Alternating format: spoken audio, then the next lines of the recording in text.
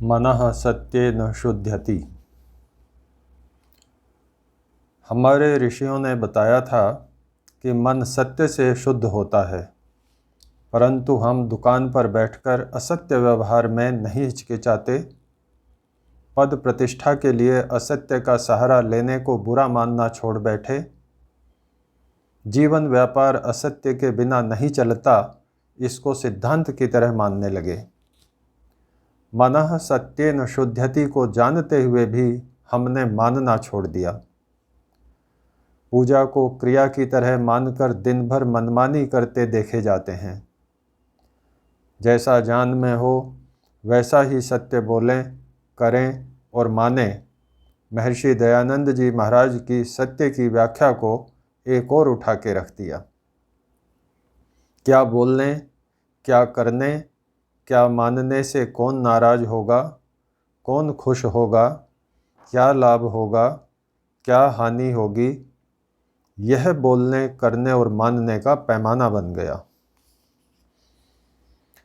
आर्य समाज के नियमों में सत्य विद्या, सत्य विद्याओं का पुस्तक, सत्य का ग्रहण, असत्य का छोड़ना, सब काम सत्य और असत्य को विचार करके करना, सीधे सीधे सत्य का उल्लेख महर्षि ने किया है।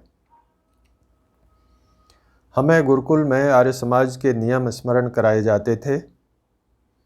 आज अधिकांश में तो आर्ष पाठ्यक्रम है ही नहीं। जहाँ है वहाँ महर्षि का साहित्य नाम मात्र पढ़ाया जाता है। एक गुरुकुल के ब्रह्मचारी से मैंने आर्य समाज का दूसरा नियम पूछा तो नहीं बता पाया। हाँ, वे सीधे योग पर चर्चा करते हैं। अरे, बिना मूल के पेड़ कैसे खड़ा होगा? बिना ईश्वर के योग कैसा? महर्षि सत्यार्थ प्रकाश में लिखते हैं, सत्यमेव जयति नानृतम सत्येन पंथा विततो देवयानः। सर्वदा सत्य का विजय और असत्य का पराजय और सत्य से ही विद्वानों का मार्ग विस्तृत होता है। व्यक्ति अपने चिंतन, अपने दर्शन, अपने विचार अनुसार जिसे हितकारी समझता है वही कार्य करता है, परंतु हितकारी की परिभाषा में हमने सांसारिक हित का ही समावेश कर लिया है। परलोक की बात छोड़ दी, कर्म सिद्धांत भूल गए, बुरे का बुरा फल मिलेगा यह विस्मृत कर दिया। ईश्वर कण कण में व्याप्त है, हमारे मन में भी है, वह सब जान रहा है, उसके न्याय से कोई बच नहीं सकता, इसको भुला दिया। जब मन स्वच्छ होगा, पवित्र होगा, सत्य असत्य को जानकर सही मार्ग का अनुसरण करेगा, तो जीवन जीने का ढंग ही बदल जाएगा। हमारी दिनचर्या, रहन सहन, खान पान, व्यवहार, वार्तालाप, वेशभूषा सब बदल जाएंगे, सात्विक हो जाएंगे। आज मन को शुद्ध करने की महती आवश्यकता है। फलतः सत्य को व्यवहार में अपनाने की भी उतनी ही जरूरत है। मैं 90 के दशक में एक जिले में जिलाधीश था।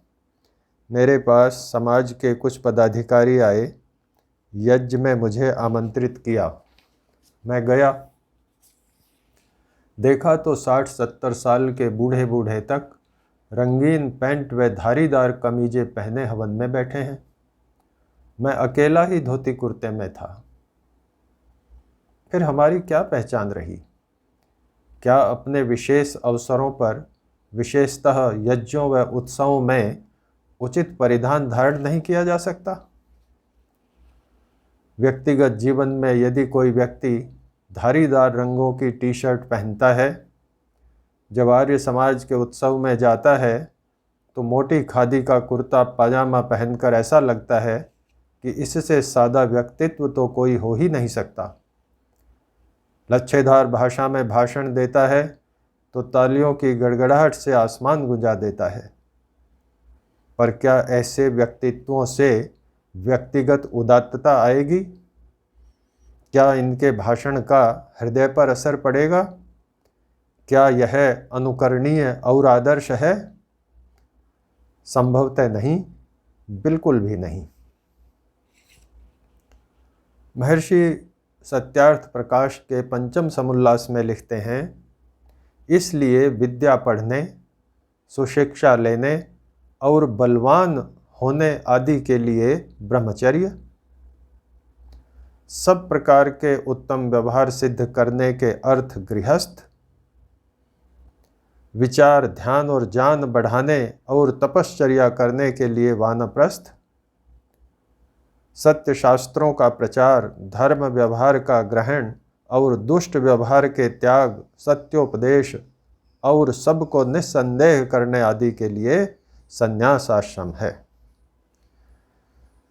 आज ब्रह्मचर्य आश्रम में विद्या पढ़ी नहीं जा रही, सुशिक्षा ली नहीं जा रही। हाँ, शिक्षा पढ़ी जा रही है केवल। जो जिसके लिए परिश्रम करता है वही प्राप्त होगा, उससे अलग तो प्राप्ति होगी नहीं।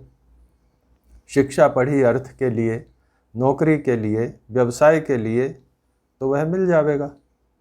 पर महर्षि ने जो विद्या पढ़ने की बात कही थी वह तो मानी नहीं। फलतः आज की पीढ़ी को न तो दिनचर्या है, न खान पान है, दिन चढ़े सोकर उठती है, रात को देर तक नेट करते करते सोती है, व्यायाम का पता नहीं। अब कुछ हाथ पैर बनाने के लिए जिम जाते हैं तो उनको उसका उद्देश्य पता नहीं। फैशन तो सब दिखाई पड़ ही रहा है जिसे देख नहीं सकते। कहीं चर्चा है तो फिल्मों की, कहीं बहस है तो फैशन की। एक्टर एक्ट्रेस ने किस फिल्म में क्या पहना, जानवर्धन यहीं तक सिमट कर रह गया। बिना विद्या के आने वाले समय में विनाश के बीज तो बोए गए। सरकारों के शिक्षा विभागों से तो कोई आशा करना व्यर्थ है कि वे आने वाली संतति को विद्या का ज्ञान करा देंगे। इसलिए जिम्मेदारी स्वयं को ही लेनी होगी। अपनी संतान को सत्य, विद्या आदि शुभ गुणों से युक्त करने का कार्य परिवार को करना होगा। वह कहने से नहीं होगा, बल्कि हमारे स्वयं के व्यवहार में सत्यता व धर्म पालन कितना है उससे होगा। उत्तम व्यवहार सिद्ध करने के लिए गृहस्थ था, जो धर्मानुसार हो, जो सत्य असत्य को विचार करके किया जावे, जिससे शारीरिक, आत्मिक, सामाजिक उन्नति हो, वही तो उत्तम कहलाएगा। धर्म केवल अलंकारिक वस्तु नहीं, अपितु सिद्धांतों को जीवन में उतारना है, व्यवहार में लाना है। आत्मचिंतन किया जा सकता है कि धृति, क्षमा, दमा, अस्तेय, शौच, इंद्रिय निग्रह, धी, विद्या, सत्य व अक्रोध, इन 10 धर्म के लक्षणों में से किस किस का कितना कितना पालन हम कर रहे हैं। कहीं ऐसा तो नहीं कि अधिकांश के जीवन में इन बातों के लिए स्थान ही न बन पाया हो और हम परंपरा से व समाज भय से ही कुछ लक्षणों की पालना कर लेते हों। परंतु क्या बिना विचारधारा दृढ़ हुए यह परंपरा चल टिक सकेगी? महर्षि ने कहा है, प्रथम वेदादि शास्त्रों का पढ़ना पढ़ाना, संध्योपासन, योगाभ्यास। दूसरा, देव यज्ञ, विद्वानों का संग, सेवा, पवित्रता, दिव्य गुण का धारण, दातृत्व, विद्या की उन्नति करना है। ये दोनों यज्ञ प्रातः सायं करना होता है। भूमिका में लिखते हैं, प्रातःकाल व सायंकाल में ईश्वर की स्तुति, प्रार्थना, उपासना सब मनुष्यों को करनी चाहिए। स साधुभिर्बहिष्कार्यः सर्वस्माद् द्विज कर्मणः। मनु के श्लोक का भी उल्लेख किया है। यज्ञ के बारे में महर्षि सत्यार्थ प्रकाश में लिखते हैं, प्रातःकाल व सायंकाल अथवा प्रातःकाल ही नित्य होम करें। इस कारण अग्निहोत्र करने वाले मनुष्यों को उस उपकार से अत्यंत सुख प्राप्त होता है और ईश्वर उन पर अनुग्रह करता है।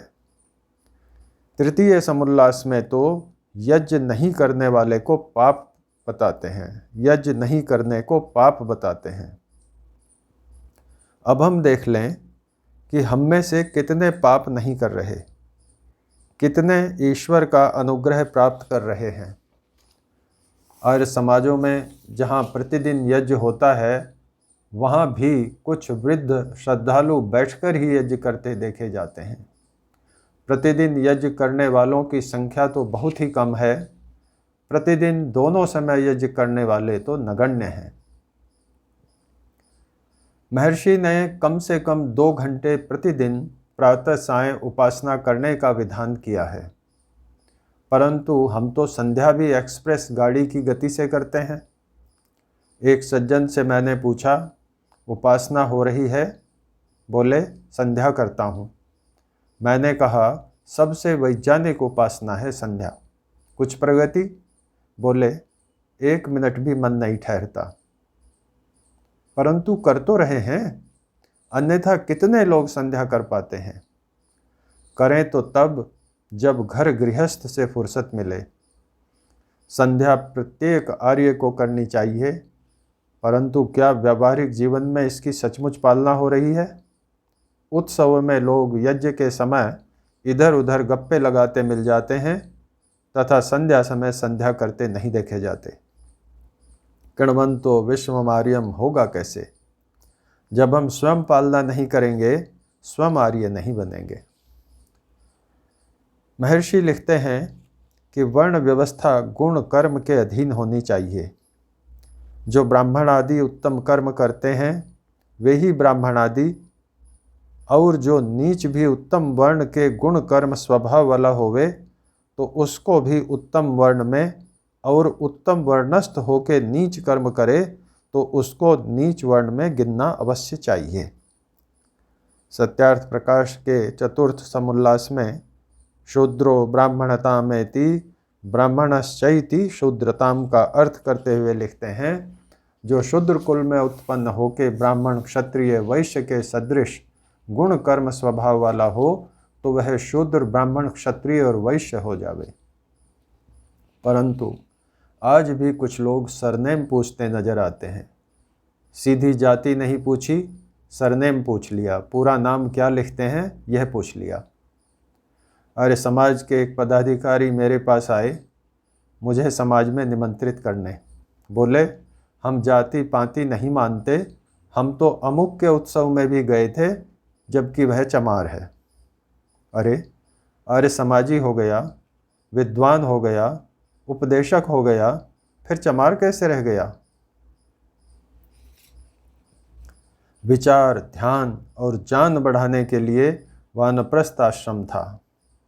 कितने विचार, ध्यान और ज्ञान बढ़ा रहे हैं और कितने तपश्चर्या कर रहे हैं। सेवानिवृत्त पार्कों में हाउजी खेलकर समय काट रहे हैं, सीनियर सिटीजन ताश खेलकर प्रसन्न हो रहे हैं, दुकान पर बैठकर व्यवसाय कर रहे हैं, किसी पद पर जाकर सांसारिक प्रतिष्ठा पा रहे हैं, नहीं तो घर में बैठकर घर वालों पर बोझ बन चुके हैं, घर में तनाव बढ़ा रहे हैं या अपमानित हो रहे हैं। न तो विचार बदले, न ज्ञान बढ़ाने का प्रयत्न हुआ, ध्यान व तपस्या की तो बात ही क्या। 60-70 वर्ष अपने घर में हुक्म चलाया, आज भी घर को खुद ही चलाना चाहते हैं। आज संतानें बड़ी हो गईं, हम फिर भी बड़े नहीं हुए।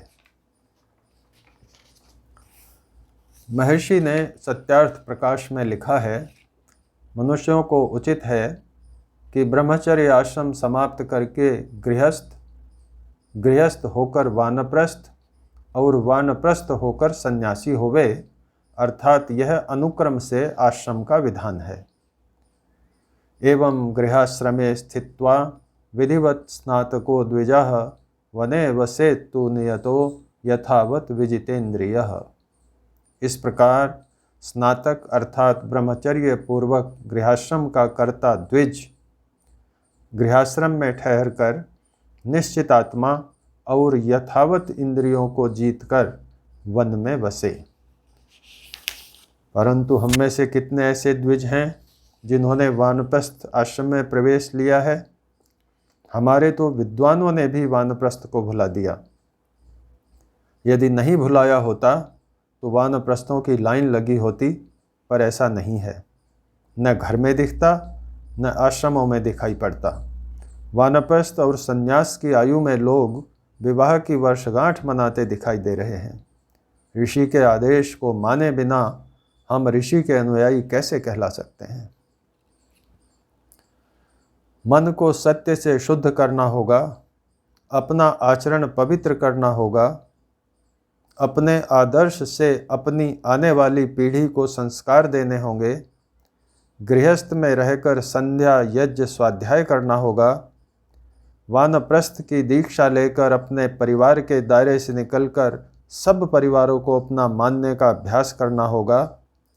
संन्यास की तो बात ही क्या करनी। मैंने श्रद्धेय स्वामी केवलानंद जी महाराज से निवेदन किया कि मुझे सीधे ही संन्यास दे दें। बोले, नहीं, तुम्हारी योग्यता नहीं। संन्यास के लिए संप्रज्ञात समाधि तक पहुंचना जरूरी है। साधना करो, उसके बाद सोचना। अब तो सुना है थोक में सन्यासी बनाए जा रहे हैं। महर्षि कहते हैं, जब पूर्ण वैराग्य हो जावे तो सन्यास लेकर परोपकार करे। वैराग्य की परिभाषा योग दर्शन में दी है। नेत्रादि इंद्रियों से साक्षात किए हुए विषयों से और वेदादि शास्त्रों में पढ़े आचार्यों से सुने गए विषयों से चित्त का वासना रहित हो जाना, आसक्ति रहित हो जाना वैराग्य है। परंतु आज अधिकांश सन्यासी आश्रमों की व्यवस्था व गुरुकुलों के संचालन में ही व्यस्त होकर रह गए, या फिर राजनीति को लक्ष्य बना लिया। ये अच्छी बातें हैं, परंतु इन्हें तो गृहस्थी व वानप्रस्थी भी ज़्यादा अच्छी तरह से कर सकते हैं। केवल इनके लिए सन्यास की क्या आवश्यकता? इनमें वैराग्य कहाँ दिख रहा है? आज दूसरे संप्रदायों में गुरुओं व सन्यासियों की बाढ़ है, पर उनमें से कईयों के बारे में तो सर्वविदित है ही। परंतु क्या आज आर्य समाज में भी वैरागी सन्यासियों के दर्शन दुर्लभ नहीं हो रहे? कोई निराश होने की बात नहीं। अच्छे विद्यार्थी, अच्छे गृहस्थी, अच्छे वानप्रस्थी, अच्छे सन्यासी समाज में हैं, पर क्या उन्हीं के थोड़े से कंधों पर कृणवंतो विश्वमार्यम का बोझ पड़ा रहेगा? संसार को आर्य बनाना है, श्रेष्ठ बनाना है, तो उसी के अनुपात में श्रेष्ठों का संख्या बल बढ़ाना होगा, साथ ही गुणवत्ता भी बढ़ानी होगी। यह स्वयं के सत्य व्यवहार से प्रारंभ होगा, परिवार से बढ़ेगा, समाज में फैलेगा। अप्रैल 2018।